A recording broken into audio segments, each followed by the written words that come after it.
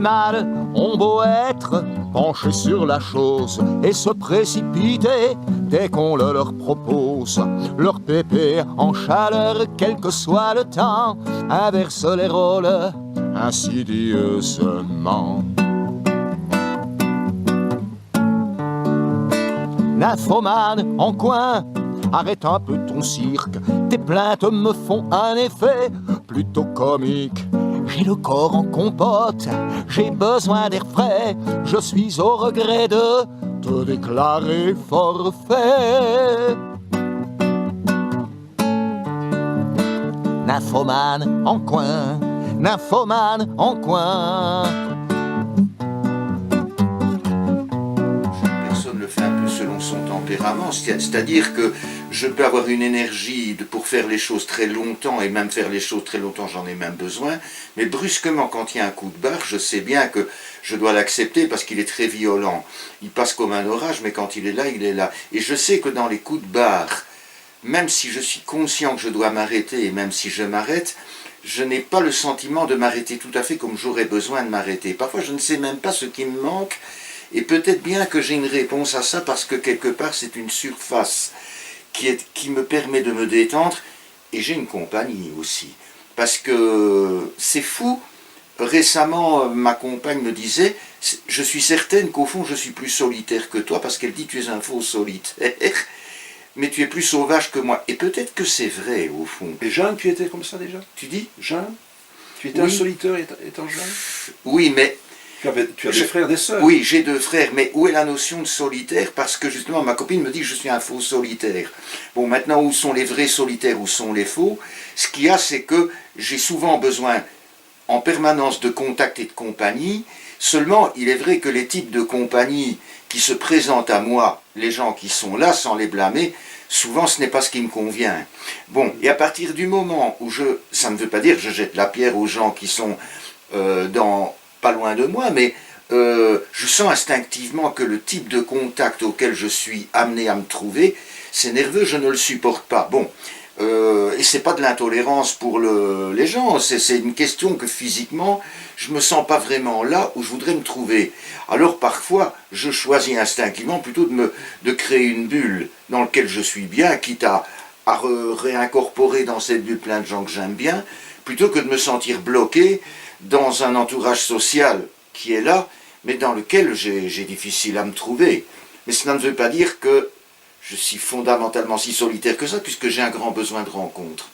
Et j'ai un grand besoin de contact et j'ai un besoin de partage. Et tu viens de la ville, de la campagne?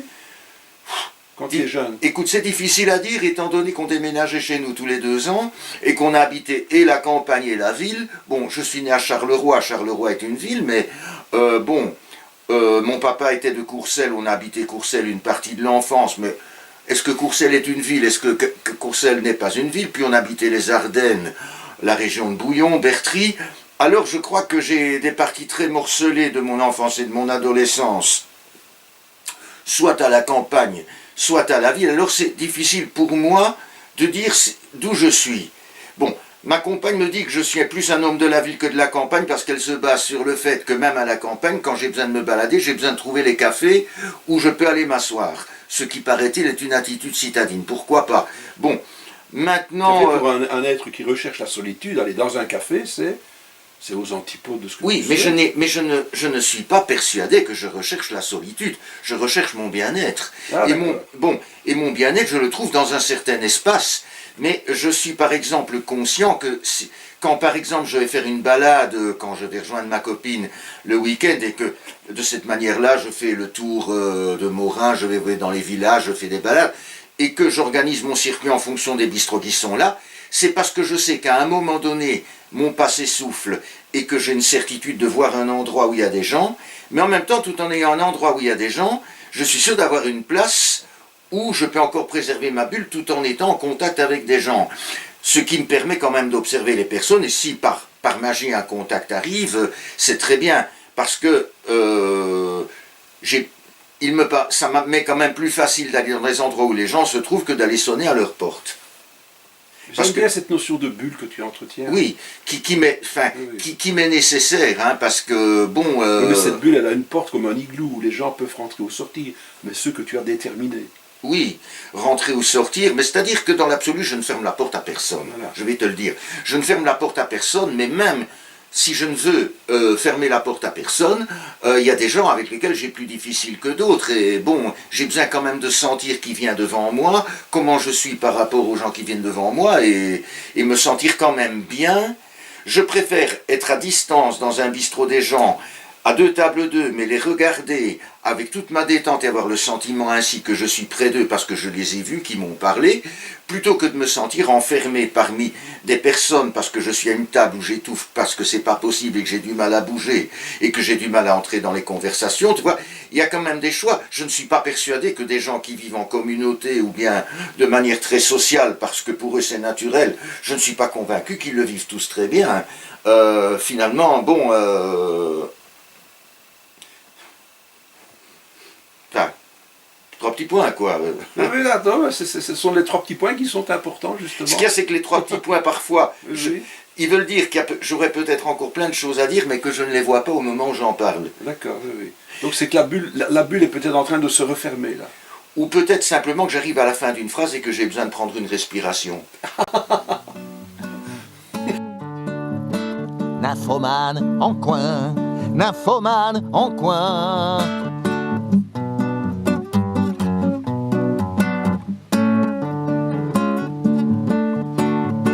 Nymphomane en coin, si d'emblée tu m'attires, et si ma force d'amour est loin de tarir, je ne suis pas un acrobate, loin s'en faut, ni un gourou de la queue, ni un robot. Orgasme ou entrejambe, on connaît la chanson. Quant à l'assistante, nommée... Lit ses phrases. Léo Ferré liait ses phrases. Jacques Brel scandait ses phrases. Bon, et bon, quelle que soit la manière dont ils chantaient et dont ils chantent, chacun, ils le font d'une manière qui leur est propre. Mais pour ça, par exemple, je serais, par exemple, au niveau vocal, plus proche d'un Jacques Brel que d'un Léo Ferré. Je parle au niveau vocal, parce que il scande beaucoup plus, il met des arrêts, et même parfois entre deux mots, parfois Jacques Brel, on l'entend même qu'il respire. Je crois dans La Quête, à un moment donné, c'est flagrant, et pourtant ça sonne très bien. J'essaie d'aller dans ma bulle à moi avec toi, Oui. mais ma bulle à moi avec toi, c'est quand tu as 10-15 ans. Oui. Quand tu as 10-15 ans, Oui. est-ce que tu as déjà cette envie de t'exprimer? Oui. Oh oui, à fond. Donc tu as toujours été dans le coin de la classe trop bavard, alors? J'étais parfois trop bavard, parfois trop distrait, parfois trop muet. Donc la bulle à nouveau. En permanence, oui. Même en essayant de faire mon possible, j'arrivais pas à faire autrement. Donc vis-à-vis des autres frères et sœurs tu as? J'ai 2 frères, oui. 2 frères. Tu es quand même l'oiseau qui veut, je vais dire, sauter du nid ou bien rester dans le petit coin de son nid et que... Ça dépend les moments, parce qu'il y a des moments où on a besoin de sortir du nid, il y a des moments où on a besoin d'y retourner. Mais donc, allez, 10-15 ans, Oui. tu es déjà l'oisillon qui veut... Enfin, l'oisillon, oui. Oui, 10-15 ans. Oui, à fond. À fond. Et les instituteurs, institutrices, Oh là là, qu'est-ce qu'ils disent de... Oh là là. Qu'est-ce qu'ils racontent aux parents? Oh là là, tout. J'ai eu tellement d'instituteurs, tellement de professeurs que je ne sais pas par lequel commencer. Hein. Et c'est difficile d'établir une généralité. J'ai eu la compréhension de quelques-uns, d'autres que c'était un peu moins évident. Des professeurs, étant donné que j'ai quand même fait pas mal d'écoles, je peux dire que je m'en suis coltiné quelques-uns. Enfin, j'en ai eu quelques-uns. Alors, il y en a qui m'ont laissé des bons souvenirs, d'autres qui m'en ont laissé des un peu moins bons. Oh là là, on peut y passer la nuit. Des souvenirs artistiques? Certains.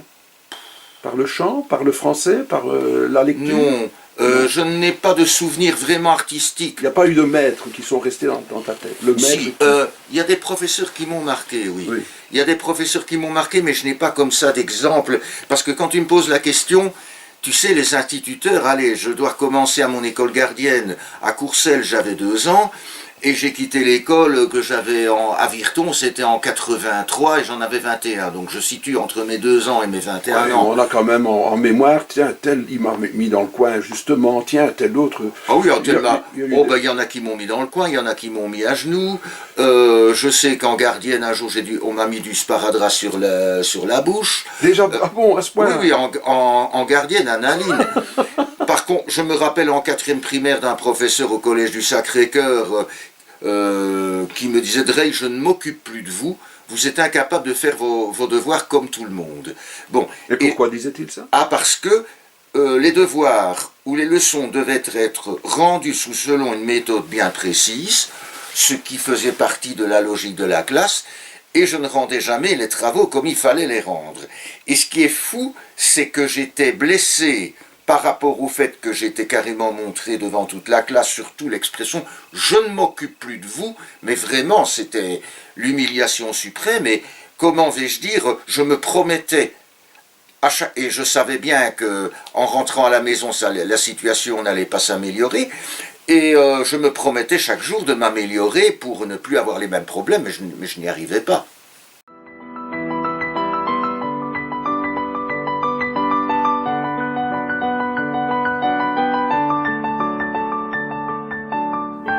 Quand je vais dormir, quand j'entends ma mère parler, quand j'entends mon père qui n'est plus là, quand je me retrouve dans les mécanismes familiaux que j'ai toujours connus. Il y a une angoisse latente. Oui, et ou comme bon, j'ai eu des explications de ça après, et paradoxalement, les allergies aux chiens, aux chats et aux chevaux, je me rends compte que je commence à faire des randos, me balader beaucoup, je rencontre beaucoup de chiens, beaucoup de chats, et je n'ai plus de crise. Parce que simplement, je me rends compte qu'au contact, bon, José Moineau, mon ami chanteur, écrivain qui n'est plus de ce monde, avait 5 ou 6 chats chez lui, j'allais souvent quand il habitait XL. Chat chez lui? Oui, à la rue. Non, j'aime bien le jeu, le chat chez lui. Oui, le chat chez José Moineau. Et c'est fou parce que je passais des soirées avec Anne et José Moineau, avec le chat qui venait parfois sur mes jambes, je n'ai jamais eu de crise. Extraordinaire. Bon, donc je me suis rendu compte que la difficulté respiratoire qui revenait par famille était elle était sur un autre plan. Un jour, un psychologue avec qui je parlais m'a dit que les asthmatiques souffraient d'un sentiment d'enfermement, et je me suis rendu compte après, sans incriminer mes parents, que je pouvais, dans mon milieu familial où j'ai quand même eu beaucoup de faveurs, souffrir souvent d'un sentiment d'enfermement et d'intrusion. Il voulait protéger peut-être. Oui, mais d'une manière qui était parfois, surtout ma maman, oppressante et violente, oui. Parce que tu étais l'oiseau faible des frères ou bien? Je n'étais pas l'oiseau faible, l'oiseau sensible j'étais l'aîné. Tu étais l'aîné. J'étais l'aîné et j'ai posé sans le vouloir beaucoup de problèmes à mes parents parce que j'ai une scolarité en bâton de chaise et bon, c'est tout un chapitre aussi ça. Hein. Donc c'est d'accord. Bon, l'artiste qui est en toi, oui, s'exprime à partir de quand? Avec quoi? Avec le verbe, avec l'instrument avec le verbe. Parce que la guitare est venue à l'âge de 17 ans. J'avais déjà fait un début à 8-9 ans à la clarinette, mais j'avais abandonné. Par manque de souffle alors?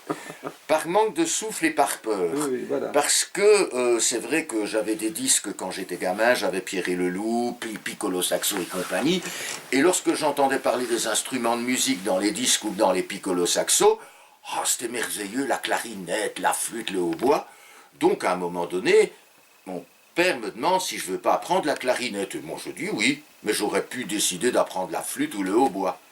Mais quand je me suis rendu compte des difficultés que ça me demandait d'apprendre la clarinette, mais la difficulté c'était pas le désir d'apprendre l'instrument, c'était la difficulté de l'assimiler et la difficulté de satisfaire aux exigences du professeur et de mon père. Alors mon père, il avait appris le corps, et donc il s'était mis en tête, étant musicien, de faire apprendre la clarinette. Je voyais ça sur le fauteuil. Je devais, en soufflant, produire un tu et pas un fu. Et je pouvais m'y prendre des tas de fois. J'arrivais pas à reproduire un tu qui était pour la méthode de clarinette. Et alors je me suis enfilé mon incapacité à reproduire un tu, je me suis enfilé mon père qui s'énervait, le professeur qui m'énervait, et je crois que le fait de m'être souvent enfilé des personnes qui me criaient dessus, qui s'énervaient, qui soupiraient rien qu'en m'entendant, le fait d'entendre « Mon Dieu que t'es bête »,« Mon Dieu tu es sot »,« On est honteux », je crois que la fermeté ou les points de vue à mon égard que je me suis souvent enfilé, que je ne me suis pas enfilé parce qu'on m'aimait pas, mais parce que justement on attendait énormément de moi. Et c'est bon, maintenant j'ai dans l'absolu beaucoup plus de chance en étant entre guillemets plus aimé que quelqu'un qui n'est pas aimé. Je ne manque pas de discernement, mais j'en ai crevé. J'en ai crevé, je ne raconte pas tout, mais je dirais que le premier rapport avec la musique, et alors, lorsque je n'arrivais pas, que j'étais épuisé, qu'est-ce que me disait mon père? Je te préviens, tu vas souffrir. Bon. Encore plus grave que ce que tu souffrais oui, sur le moment. Alors moi, je croyais que la faute, c'était que j'étais fainéant, que j'étais paresseux, que je ne savais pas souffrir, et que à un moment donné, je ne tenais plus le coup. Enfin, je n'ai plus tenu le coup, mais alors j'ai eu le désaveu, et dire qu'on était si fiers que tu apprennes la musique. Bon, il y a... le cadre ne te correspondait pas, tu voulais... Non. Voilà, il fallait un autre cadre. Oui, mais ce qu'il y a, c'est qu'à 10 ans, je ne le savais pas. Voilà. Maintenant, je dirais que j'en souris. Non, j'en souris maintenant, je ne regrette même pas cette époque-là. Je souris dans la mesure où j'ai compris ce qui s'est passé. Bon, je n'aurais pas eu mon asthme avec lequel j'ai appris à m'accommoder, j'aurais certainement eu autre chose. Et si je suis très heureux de vivre maintenant, ou si j'apprends à être très heureux de vivre, ce n'est pas parce que j'ai toutes les chances du monde. Bon, je n'ai pas manqué de chance dans ma vie. Mais, comme un peu chacun, j'ai eu aussi des twists, et je t'en ai donné quand même un exemple, ce n'est pas du tout d'avoir été épargné de choses qui m'ont fait mal, c'est d'avoir compris sur quoi ces choses reposaient, et d'avoir après construit quelque chose là-dessus. Voilà où était le truc. Hein. Bon, mais par contre, le désir de chanter, oui, quand j'entendais des chanteurs à la radio, déjà à 4-5 ans, je voulais chanter. Je me regardais dans la glace de la chambre de mes parents, et j'allais chanter devant la glace comme si la glace était la télé. Je prenais les bonjours ou les tremplins qu'on recevait à l'école, je me mettais devant mon bureau et je racontais le truc comme si j'étais le journaliste du journal télévisé. Et la guitare se présente à toi ou bien tu vas vers la guitare? Elle s'est présentée à moi, là à l'âge de 17 ans. Parce que c'est vrai que ça tripotait mes parents à l'époque, que mes deux frères jouant à l'époque d'un instrument, Renaud jouait de la batterie, Bertrand jouait de la clarinette et puis il a joué du sax. Mes parents donnaient des cours de musique aussi, bon, et je vais reconnaître que, encore pendant un certain temps, j'étais mal à l'idée que je ne jouais pas d'un instrument. Et j'avoue que, un soir, en 1979, ma maman m'a dit « Est-ce que ça ne te dirait rien de jouer de la guitare ?» J'ai dit oui tout de suite, mais je n'ai pas dit oui parce que je voulais jouer de la guitare, j'ai dit oui parce que quelque part, je disais, voilà, ça va, je vais jouer un instrument. Et ça m'a rassuré de me dire que j'allais jouer d'un instrument. Je ne suis parti que de ça au départ dans mon rapport avec la guitare. Maintenant, il est vrai que ma maman m'a dit, et ça je te l'avais dit une fois, je te vois déjà chanter comme Georges Brassens. Alors là, j'étais aux anges, mais je n'étais pas aux anges parce que j'avais décidé de chanter comme Georges Brassens à la guitare. J'étais aux anges parce que j'aimais déjà Georges Brassens, parce que je suis né dans un milieu musical où parallèlement j'ai eu un accès à la chanson quand même pas négligeable du tout. L'idole de papa était Charles Trenet, et puis bon, ben j'ai grandi avec Georges Brassens et avec Jacques Brel parce que on en parlait beaucoup à la maison, surtout de Jacques Brel, mais Georges Brassens aussi. Et c'est vrai que du fait qu'on en parlait à la maison, j'avoue que sans connaître Georges Brassens, j'aimais bien cet homme-là, rien qu'à le regarder. Bon, voilà... Mais les parents ouvrent quand même des portes. Mais mes parents m'ont ouvert énormément de portes. Et c'est pour ça que ma difficulté à parler d'eux... Malgré le cadre dont on parlait tantôt, il y a quand même des portes qui s'ouvrent. Mais il y a plein de portes qui s'ouvrent. Ce qu'il y a, c'est que c'est difficile de parler avec nuance d'une éducation quand on sait qu'on a plein de raisons de dire je suis hyper heureux et qu'on a autant de raisons de dire qu'est-ce que j'ai souffert. Et je dirais que comme il y a autant dans une part que dans l'autre, il m'est difficile, parce que selon les jours, selon les états d'âme, je peux très bien ruminer mes mertes, comme je peux très bien à d'autres moments être aux anges avec tout ce que j'ai appris. Bon, je peux trouver que mes parents ont été les plus grands sauveurs de l'humanité à certains moments, et qu'à un moment donné, je les ai trouvés parfaitement salopards. Bon, alors, peut-être que ma souffrance, je n'ai pas dit moi, qui m'a servi, mais dont je reste, c'est quand même un sentiment, quand je vivais à la maison, pas d'avoir eu des choses, mais qu'il n'y avait pas beaucoup moyen de s'asseoir. Parce que mes parents, aussi bien l'un que l'autre, avec leur bonne volonté, avec leur caractère très différent, pouvaient passer d'une humeur à l'autre selon les jours et selon les moments. Et alors, ma maman étant quand même d'une nature, tout en étant très généreuse, assez versatile, mon père étant un homme étant beaucoup plus rentré, plus introverti, mais beaucoup plus piquant et beaucoup plus imprévisible, donc, il était très difficile, dans l'amour qu'il y avait à la maison qui existait, de savoir où était l'équilibre. Alors d'un côté, dire j'ai des parents formidables, j'étais pas bien, parce que quand je devais dire, vous savez, j'ai été puni, je me sentais mal, mais m'avouer comme le dernier des martyrs, je savais pas, mais dire ça va bien, je savais pas non plus. Quand je croyais que tout allait bien, bardaf, il y avait la porte qui se retournait, et quand je croyais être le plus martyr que tout, je me disais, mais pourquoi est-ce que je me suis fait autant de mauvais sang, j'ai quand même des parents si aimants.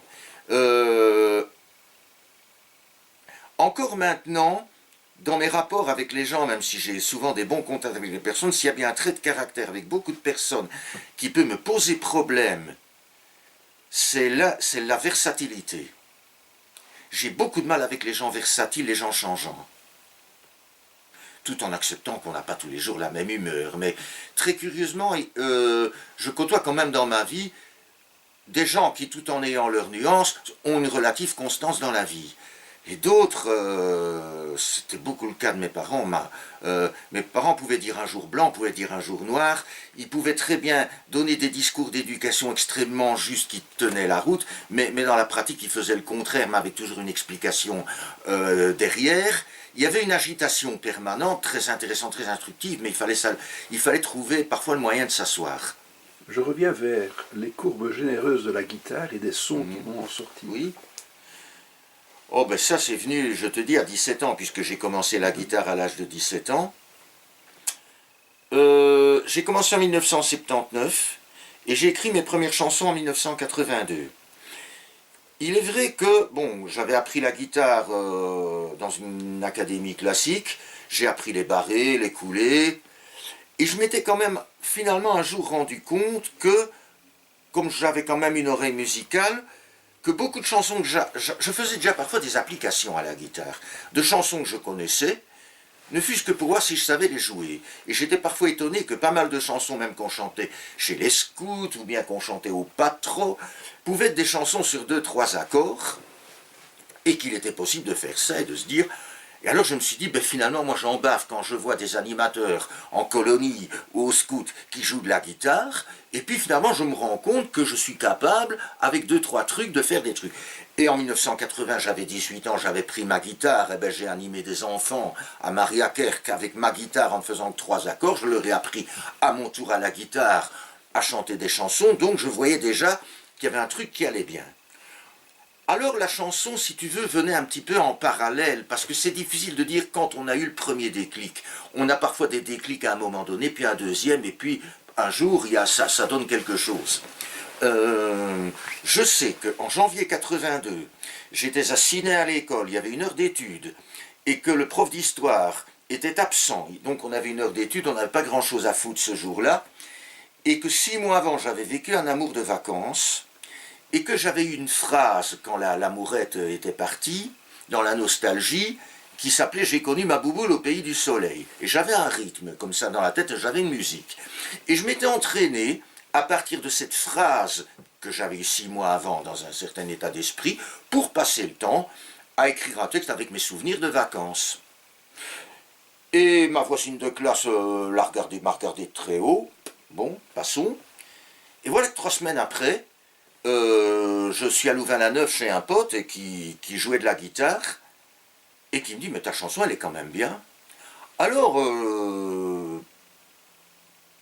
bon, il m'a dit, ben, fais-en encore des comme ça.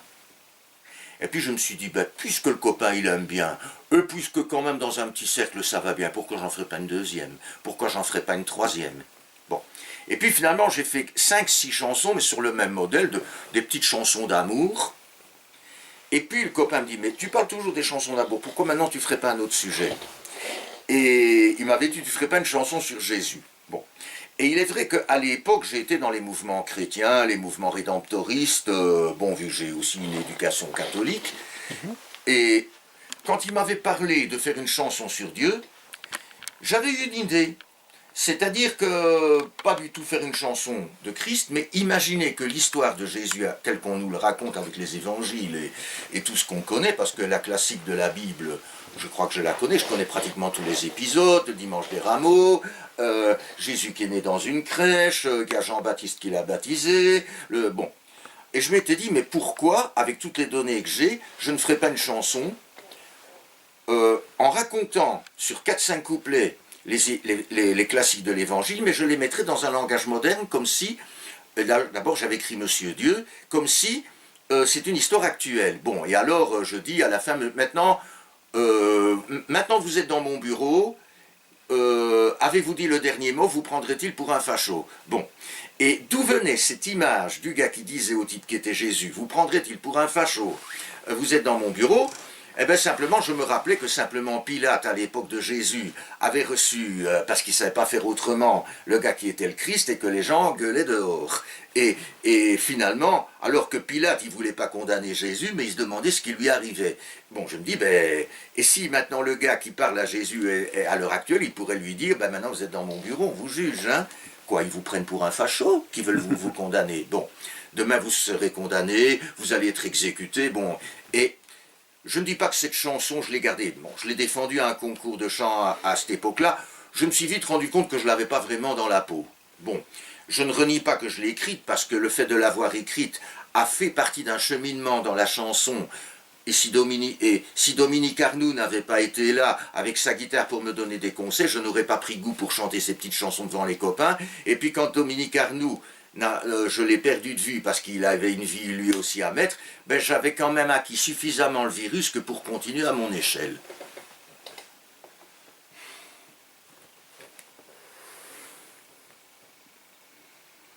La guitare, le chant. Le chant, oui, ça comment? Oui. Donc, Bon. concert. Bah, les concerts. Concert veut dire une dizaine de copains qui viennent, on boit un verre et je joue, on vient pour m'écouter. Des occasions sont vite venues parce qu'en 1982, année où j'écris en janvier Ma Bouboule, la première chanson, puis en l'espace de 3-4 mois avec Dominique Arnoux, il y a 5 trucs qui sont venus, 6 trucs qui sont venus, 7 trucs qui sont venus, bon. Et voilà qu'en mai, je me souviens à Ciné, ma première réto que j'ai doublé après, on faisait un stage vidéo à Chevetogne. Et je me souviens que, pour le stage vidéo, j'avais proposé de chanter mes chansons. Le prof n'avait pas dit non. En plus, j'avais demandé à mes copains de venir m'aider à la guitare. Et j'ai chanté, et j'ai pris une leçon ce jour-là. Une leçon vraiment qui m'a beaucoup aidé. C'est que j'ai chanté devant tous les copains de classe et qui m'ont réservé un triomphe extraordinaire. Je les vois encore devant moi, vraiment... ils m'ont réservé, les potes, hein, un triomphe comme si ils allaient voir un concert à Forêt Nationale. Je dis pas ça avec vantardise, je dis ça avec toute l'émotion de quelqu'un qui est content d'avoir les gens qu'il aime bien. Mais alors... Tu ne t'y attendais pas? Je n'ai pas été étonné à 100%, mais eux ont été. Eux l'ont été. Par contre, moi, j'étais mal pour autre chose. Et je vais te dire quoi. Évidemment, à cette époque-là, Ciné, je connaissais une demoiselle dans la classe, mais dont j'étais éperdument amoureux, parce que ça, c'est quelque chose, j'ai une âme amoureuse depuis que je suis né. Mais parfois, il y a des filles qui te marquent plus que d'autres. Et Sylvie Robin, qui était dans ma classe, j'étais persuadé qu'en lui montrant, entre guillemets, mon talent, j'allais l'émerveiller. Elle allait m'aimer. Très curieusement, Chefton, c'est la seule qui n'est pas montée pour me voir chanter. Et j'ai eu très mal au cœur. j'ai eu un mal au cœur mais un mal au cœur qui était très salutaire. Dans le sens que je me rends compte que la seule personne sur laquelle je comptais ne vient pas me voir, et c'était volontaire. Par contre, toute l'attention, peut-être que mon cœur avait besoin, je l'ai eu par tous les autres.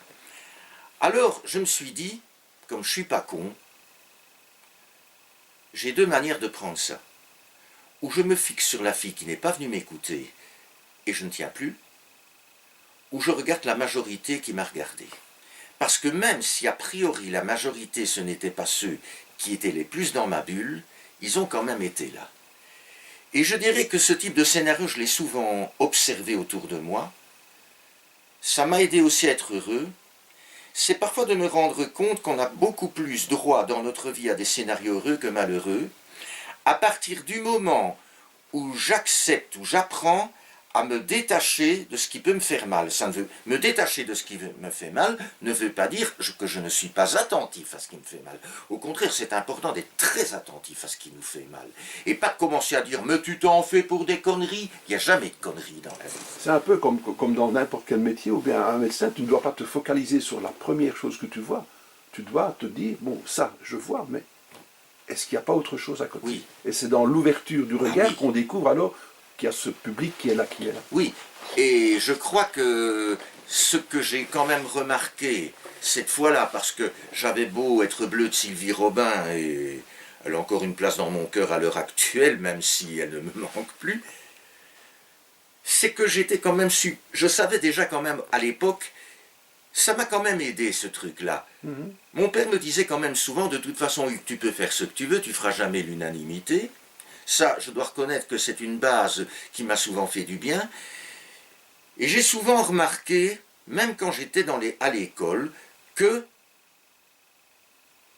pour certaines personnes bien précises avec lesquelles j'avais des problèmes insurmontables, il y en avait quand même pas mal qui m'ouvraient la porte. Et j'ai peut-être toujours eu la possibilité, la capacité de voir où était l'ouverture. Ça m'a souvent aidé, pas dire dans mon parcours de chanteur, mais dans mon parcours tout court. C'est de me rendre compte que quoi que je fasse, il y en avait toujours qui me tournaient le dos, et d'autres qui m'auraient sauté dans les bras tout de suite. Il y a des gens dans toutes les villes où je suis passé qui ne m'ont jamais adressé la parole, et qui ne me l'adresseront jamais, et chez qui je le sens, ne me supportent pas du tout. Et d'autres, par contre, parfois ça m'a frappé, je ne les connais pas, mais ils me sauvent tout de suite, c'est comme s'ils m'attendaient depuis 20 ans. Parce que tu parviens à les surprendre. Oui, mais tu vois, tout en étant moi-même, en constatant, mais nous sommes tous un peu comme ça, c'est-à-dire que nous émettons tous des signes et des ondes qui nous appartiennent, et en fonction de ça, on capte certaines personnes et on n'en capte pas d'autres. Mais dans mon parcours de chanteur de 82, là, à Chevetogne, je dis la majorité qui est restée, et cette observation que pour un truc qui ne va pas, il y en a 10 qui vont à côté. Et que c'est parfois sidérant d'observer autour de soi des personnes qui ne vont pas bien dans leur vie, par rapport à des choses bien précises qui sont légitimes, et qui restent encore, alors que la plainte est légitime puisqu'elle se base sur quelque chose, mais alors qu'elle se base sur un aspect bien précis qui existe, et cet aspect prend toute la place, et tout le reste, qu'en faites-vous ?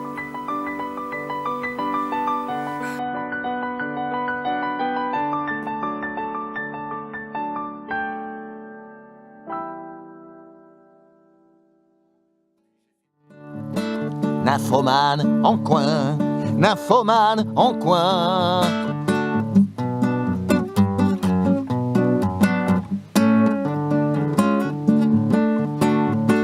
Nymphomane en coin, si d'emblée tu m'attires, et si ma force d'amour est loin de tarir, je ne suis pas un acrobate, loin s'en faut, ni un gourou de la queue, ni un robot. Orgasme ou entrejambe, on connaît la chanson. Quant à l'assistante, nommée érection, j'ai beau nourrir en son sein mes plats préférés, je digère toujours avant de consommer.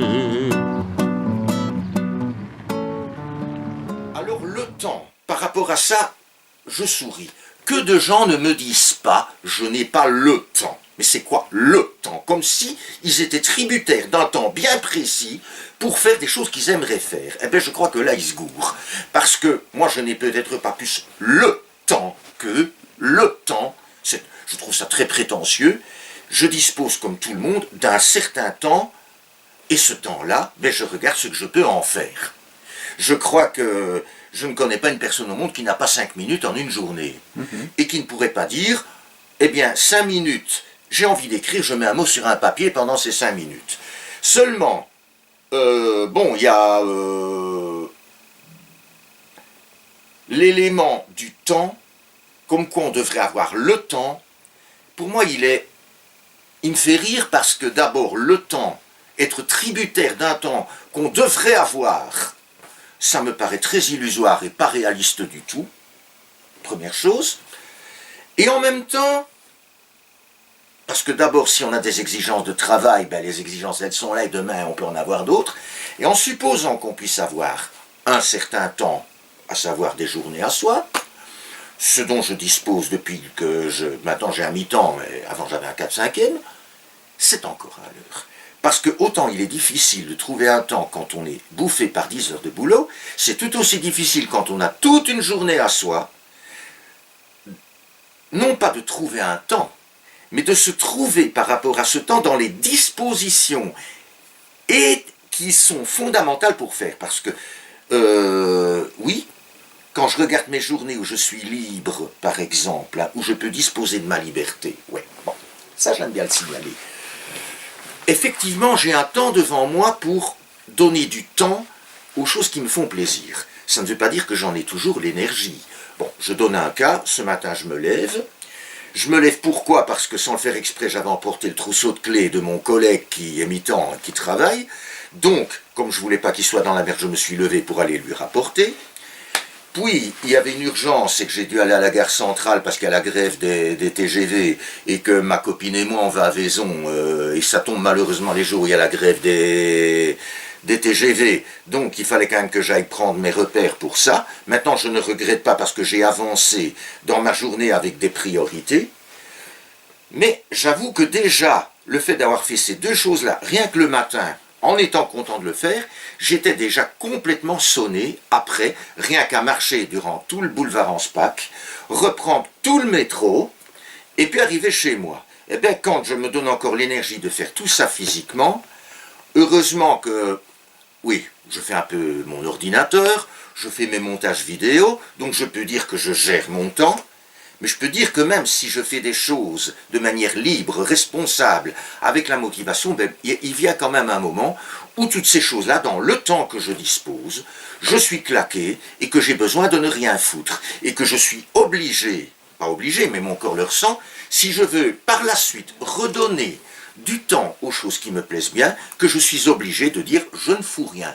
Donc le temps où je ne fous rien, je suis obligé de l'organiser. Parce que il y a des moments où je sens qu'il n'y a plus rien qui me dit quoi que ce soit. Et ce n'est pas en forçant comme un bulldozer que je vais arriver. Je sais bien, bon, bien sûr, il y a un moment où quand j'accepte ça, le truc revient. Ce qui veut dire que même le temps qui s'échelonne sur toute une journée, il est encore important de le gérer. Il est important de l'organiser. Eh bien, j'avoue que j'ai compris ça en allant travailler, justement. Même si l'oppression du travail est parfois absorbante. Je me rends compte que même si, maintenant, j'aurais eu l'occasion de ne pas travailler, je l'aurais fait. Mais je me suis rendu compte qu'en étant dans la réalité du travail, qu'en étant obligé de m'organiser, je me suis organisé avec mes impondérables pour donner du temps aux choses qui étaient importantes. Qui m'était important. Donc tu trouves du temps pour travailler, tu trouves du temps pour la musique, et tu vas trouver du temps maintenant pour écrire.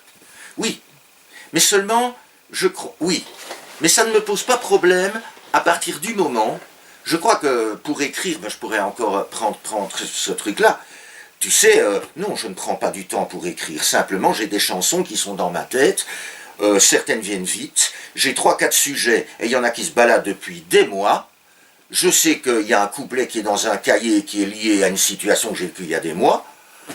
J'y pense de temps en temps, mais je me dis pas aujourd'hui je vais écrire. Mais j'y pense. Et peut-être bien qu'à un moment donné, j'ai fait un couplet, je vais peut-être en faire un deuxième dans 2 ans. J'ai déjà écrit des chansons comme ça. Mais tu as déjà été publié aussi. Oui, j'ai déjà été publié. Oui. Mais ça, cette publication était quand même le fruit d'un travail, D'un travail, d'un cheminement, oui. d'un cheminement. Tout comme des livres que je n'ai pas encore écrits, que je n'écrirai peut-être jamais, se baladent dans ma tête et sont susceptibles un jour d'être écrits ou de ne pas être écrits.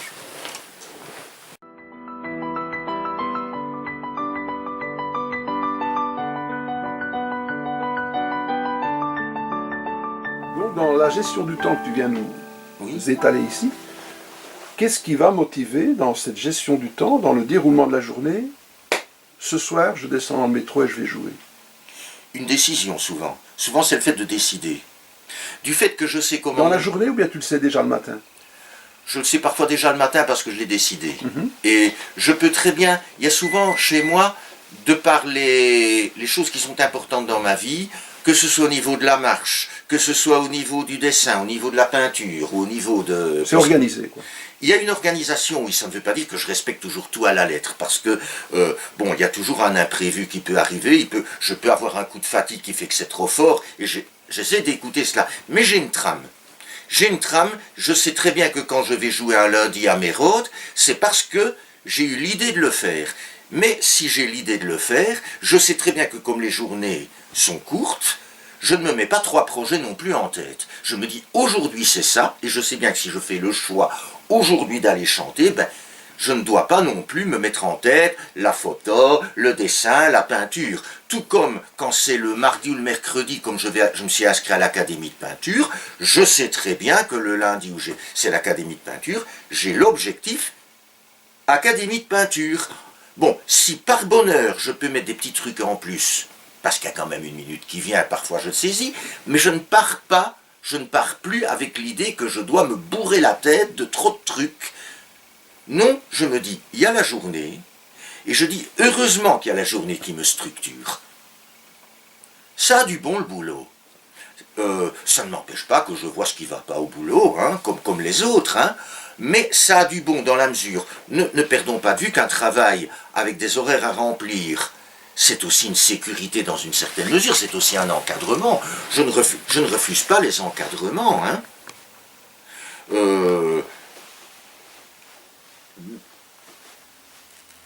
Mais ça, c'est ma gestion du temps. Et c'est parce que j'ai appris à construire mon temps avec mes impondérables que j'arrive aussi à bien vivre mes jours de congé. Parce que mes jours de congé, c'est aussi des heures qui n'en finissent pas, c'est des moments de spleen, et parfois c'est un peu facile de se dire, mais pourquoi tu ne t'occupes pas plutôt que de gamberger?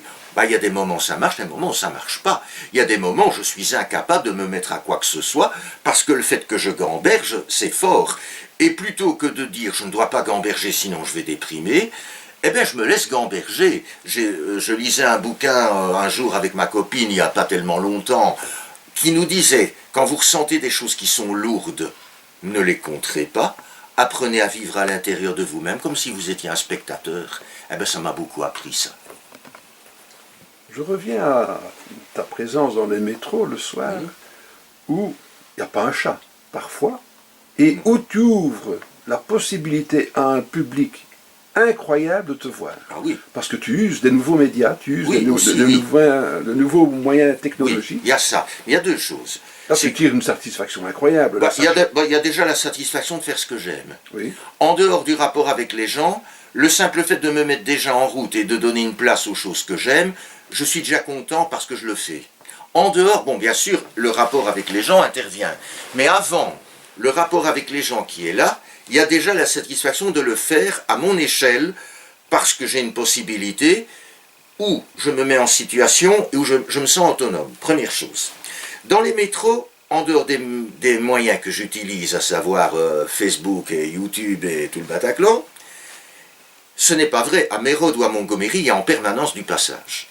Alors ça aussi, je trouve ça très intéressant. Oui, c'est de la provocation de ma part, ça. Hein. Oui, non, mais je comprends, hein, parce que c'est vrai que ce n'est pas la grande foule, mais ce n'est pas avec la grande foule que je me sens le mieux pour trouver mon état d'esprit. Mon état d'esprit. Je crois qu'il y a en permanence un passage au métro. Alors que des gens s'arrêtent ou qui ne s'arrêtent pas, c'est un autre paire de manches, mais c'est pas ça qui m'affecte vraiment, parce que chaque personne qui passe les uns après l'autre, elle a son pas, elle a son regard, et moi, le simple fait de regarder les gens, comment ils marchent, sentir leurs vibrations, c'est suffisant que pour donner des ailes à mes chansons. Donc déjà ça me fait du bien en dehors du smartphone et de Facebook. Alors il est vrai que j'ai trouvé un truc, c'est que du fait que le smartphone permet de faire des reportages en direct, et que de savoir qu'il y a quand même des gens qui sont sur Facebook, qui se mettent en direct pour filmer des événements, il y en a pas mal, je me suis dit, tant qu'à faire, pourquoi ne pas mettre ensemble les gens qui sont là quand je vais me mettre devant eux, et ceux qui, du fait qu'ils vont me suivre sur leurs moyens, leur appareil photo, leur smart, seront peut-être dans un état d'esprit, ils pourront écouter mes chansons. Donc je me fais voir par les gens qui passent, et je me fais écouter par ceux qui restent sur le smartphone parfois pendant 1 heure et qui m'écoutent. Il y en a qui... Oui, c'est preneur de temps, t'écoutes, je sais ça. Non, mais tu sais que je vois bien les noms qui sont écrits, je vois bien qu'il y en a qui restent pendant toute l'heure, parce que je le vois, parce que je vois que leur nom est là, je vois que de temps en temps l'un me pose une question, donc il y a quand même...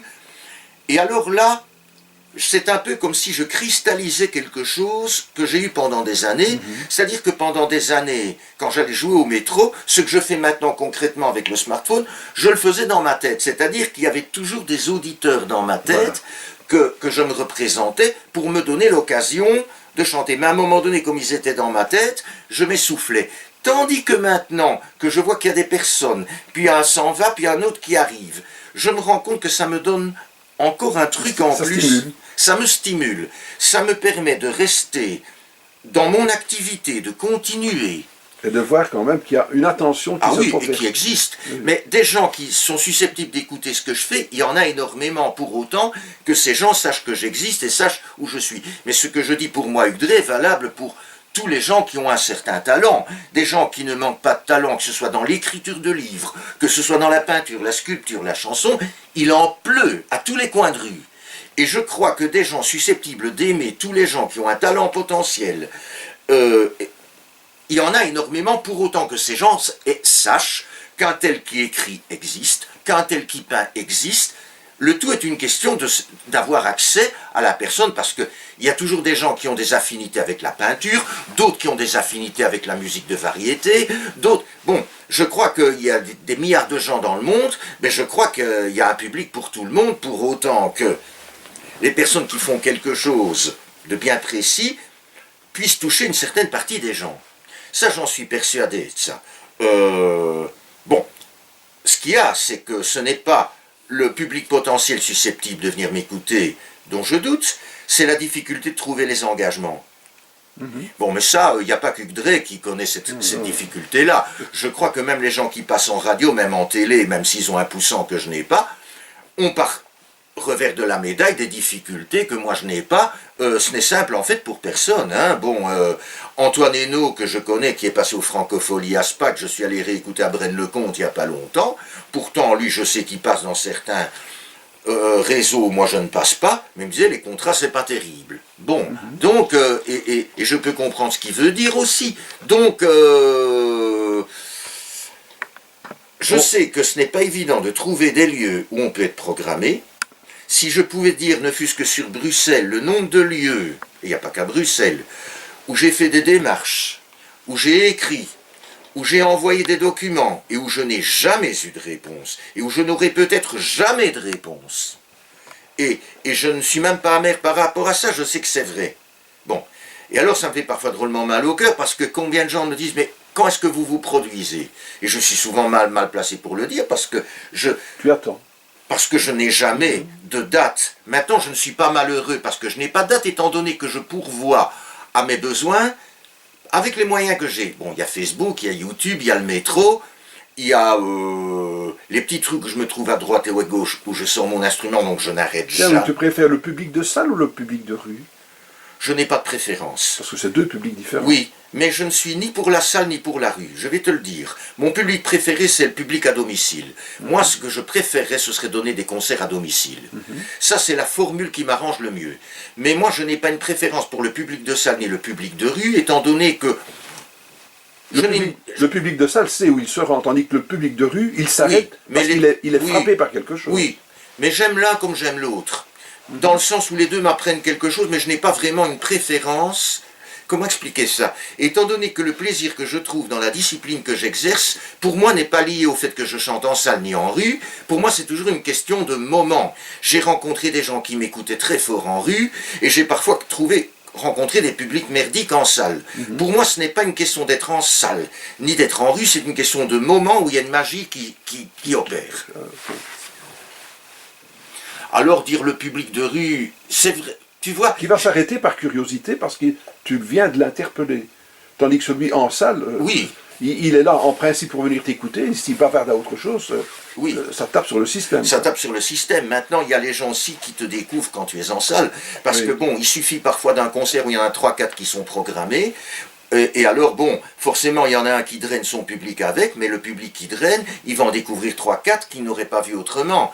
Donc, il y a les scènes ouvertes aussi. Les scènes ouvertes, ce sont les salles qui sont annoncées comme scènes ouvertes où il y a d'office du public, alors qu'il y en a 12 qui sont prévues dans des genres différents et qui ont 20 minutes pour faire une prestation. Bon, très souvent, je bénéficie très fort de ces scènes ouvertes parce qu'il y a un public qui est là sans devoir faire de la publicité, mais qui est là parce qu'il y a une fête qui est organisée, parce qu'ils viennent voir leurs copains, et en même temps, j'en profite aussi. La belle saison arrive, Hugues. La belle saison veut dire que maintenant c'est la vie extérieure qui va reprendre par rapport à l'hiver. Tu vas rencontrer d'autres artistes tels que toi dans d'autres grandes réunions.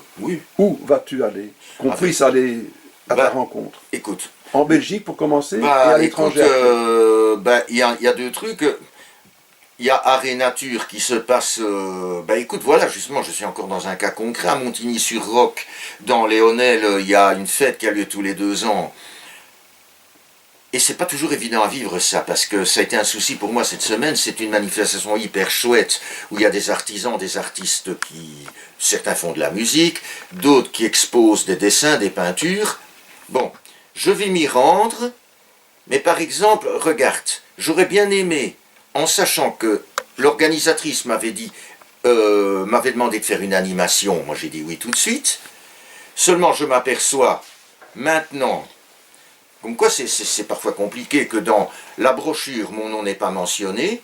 Donc si mon nom n'est pas mentionné jusqu'où la demande qui a eu lieu avec l'organisatrice me demandant si je fais une animation, elle est acceptée. Bon.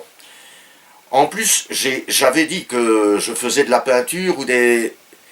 Et alors là, je croyais que c'était OK, et voilà que maintenant l'organisatrice me dit « Oui, mais ta demande est tardive et la programmation est bouclée. » Et puis je me rends compte que j'ai déjà envoyé un mail en janvier, mais probablement que cette organisatrice, prise, submergée par beaucoup de demandes, a peut-être moins fait attention à ma demande, ou elle s'est peut-être dit « Mais Hugues, on sait bien qu'il anime, donc ce n'est pas vraiment... Oui, il fait du dessin en plus, mais il ne se présente pas comme exposant. » Enfin, je donne un truc comme ça. Bon. Alors tu vois, c'est pas évident quand on connaît l'autre côté de la barrière, d'être serein, parce que dans quelle mesure ce problème qui existe, qui va se régler ce week-end, est-il une distraction de l'organisateur, ou dans quelle mesure l'organisateur ne souhaite pas me voir? Tu vois, bon, maintenant... Faut clarifier, quoi. Tu vois, bon, et c'est lourd d'être avec des situations que tu dois clarifier parce que ça devient obsédant. Il y a des fois où j'ai envie de faire un bras d'honneur et de foutre le camp. Ce qu'il y a, c'est que j'en suis pas capable. Bon, je me connais, je vais quand même y aller. Et je suis conscient qu'en allant encore dans ce genre de truc, alors que c'est pas un truc formel, sur 2 jours de temps, je vais rencontrer plein de gens intéressants, je vais filmer, je vais donner sans doute ma carte de visite à des gens, parce que parfois on n'existe pas seulement parce qu'on se produit, mais on existe aussi parce qu'on se montre dans tel ou tel endroit et on discute avec des gens, on donne sa carte de visite, et puis parfois les gens vont voir ce que tu fais. Donc je n'ai aucune raison de m'en faire, concrètement par rapport à la fête là. Qu'est-ce qu'il est marqué sur ta carte de visite? Que je fais artiste, de la chanson française, que je suis facteur, que je suis auteur-compositeur, que je suis prêt à aller chanter à domicile. Il y a mon adresse, mon email. Mais tu vois, voilà, un cas précis. Il y a beaucoup de cas précis qui existent, hein, mais en même temps, j'ai envie de dire aux gens, Art et nature, je serai là. C'est clair que si mon nom figurait, je pourrais utiliser le temps qui fait pour avertir un maximum de gens, mais comme moi-même je ne suis pas établi par rapport à un manque de clarté de l'organisatrice qui n'a peut-être même pas envie de m'emmerder, mais où il y a un twist, ben je me réserve avant de faire la moindre publicité parce que je veux dire, ah oui, je vais à Art et Nature à Montigny-sur-Roc. Oui, je m'en enthousiasme, mais à quel prix? Je peux très bien faire un tour du truc, je peux très bien m'installer et que l'organisatrice me dise, excuse-moi Hugues, mais je ne sais pas s'il est bon que tu chantes. Tu vois, parce que j'ai déjà vécu des trucs pareils. Il y a quelques années, je me trouve à la fête des fleurs à Boisfort, où j'allais chaque année, quand c'était Dieudonné non pas Dieudonné Kabongo, Mirko Popovic qui s'en occupait, je me posais en rue, j'étais pas programmé, mais ça marchait du tonnerre, j'envoyais la fête des fleurs. Quand Didier Arc, qui n'est plus de ce monde, a repris la fête des fleurs, quand Mirko ne s'en est plus occupé, que je suis retourné, que je me suis mis dans la rue, il m'a dit « Tu n'es pas programmé, moi je préfère respecter une certaine logistique. » Donc, je suis susceptible, dans une manifestation où pourtant j'ai fait la démarche, si encore j'avais été distrait, non, j'ai envoyé un mail en janvier, je suis susceptible encore qu'on me dise « Il vaut mieux que tu n'interviennes pas trop. » Tu vois, donc il y a toujours une épée de Damoclès qui me... Et je dois apprendre à vivre avec cette épée de Damoclès et me dire, ben oui, et peut-être que ça... Et à côté de ça, des trucs qui sont pas sûrs peuvent s'avérer des trucs extraordinaires quand on est en pratique. Donc je ne peux pas, puisque je n'ai même pas une programmation qui me cite en tant que dessinateur, en tant que peintre, en tant que photographe, en tant que chanteur, alors que je crois que c'était OK dans le rapport verbal avec la personne. Bon, je suis dans un cas, mais il y a beaucoup de cas comme ça. Il y a énormément de gens qui ont pratiqué le métier, qui ont abandonné le métier parce qu'ils n'ont pas été capables de vivre le dixième de la 20e partie de ce que je vis. J'ai rencontré un chanteur à Mons, c'est André Delbecq, qui est un mec qui avait du talent, qui a côtoyé Jacques-Yvan Duchesne, Ancio, il est de cette époque-là. Je le croise à Mons, au concert de Bruno Brel. Il me dit, tu sais, moi j'ai arrêté en 2008, c'est 2 concerts par an, franchement, bon, je ne suis pas rentré en discussion avec lui, moi-même j'ai souri. Maintenant je ne connais pas son expérience, il a d'autres priorités, mais moi j'aurais pu arrêter depuis longtemps. Le dernier concert total que j'ai donné à Bruxelles, c'est en 2015, en décembre, au Bisou. Maintenant, je n'ai pas été inactif depuis, mais je n'ai plus donné je n'ai plus eu de contrat avec une possibilité de donner un concert complet. Encore, c'est parce que cette fois-là, j'ai pu faire un coplateau avec un groupe et que au Bisou, ils ont dit oui. Et encore, ils ont dit oui, non pas parce que j'ai fait la demande, mais parce que Véronique Laurent, qui était dans le groupe L'air de rien dans la première partie, une partie avec les gens du Bisou et qu'ils étaient d'accord d'avoir un coplateau. Parfois on dispose de la générosité d'un copain, mais ça arrive une fois, ça arrive 2 fois. Bon, ça, ici je te donne le cas. Bon.